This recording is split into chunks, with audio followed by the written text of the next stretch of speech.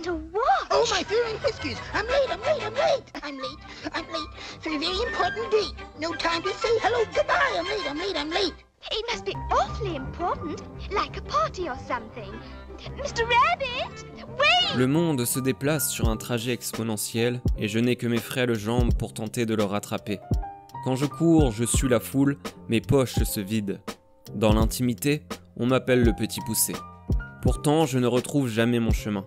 Autant dire que je suis perdu, à 2 pas de tomber dans la bouche béante du géant. Je suis en retard. Le train passe, je le regarde. Un peu comme une vache, hormis qu'elle n'en encure de ses tourments. Elle se contente de ruminer. Vous me direz, je rumine moi aussi.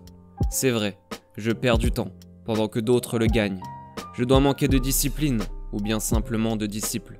Et pourtant, quand je regarde la courbe du temps, j'apprends qu'il est relatif. Le soleil se lève, oui, jamais à la même heure que la veille. En a-t-il conscience ? Nous programmons des réveils, pour nous figer dans nos habitudes. Alors dites-moi, qui donc est en décalage ? Voilà bien le propre de l'être humain, de se compliquer la vie.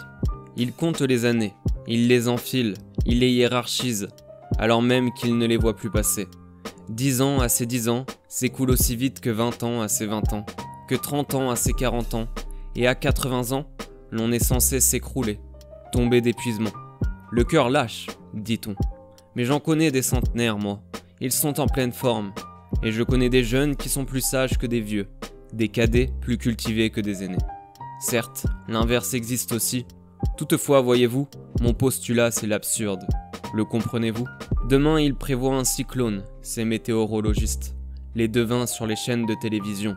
Il prévoit aussi un effondrement, civilisationnel ou bien climatique, cela je n'ai pas bien compris. Toujours est-il qu'il faudra faire table rase, si on les croit, des milliers d'années à suivre le cap, à jouer au lièvre pour retrouver la tortue sur la ligne de départ.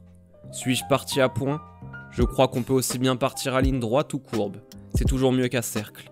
L'important c'est de ne pas rester immobile sur les flammes, plutôt les laisser nous propulser. Parce qu'à point, on peut aussi y cuire. Souvenez-vous-en. La mémoire, celle-là, on préfère la garder. Bien qu'il existe tout un tas d'événements qu'on préférerait oublier. Des erreurs de parcours. Il est vrai, on a beau avancer, comme les autres, rien n'empêche de trébucher, avec eux ou tout seul. Je ne saurais dire lequel est préférable.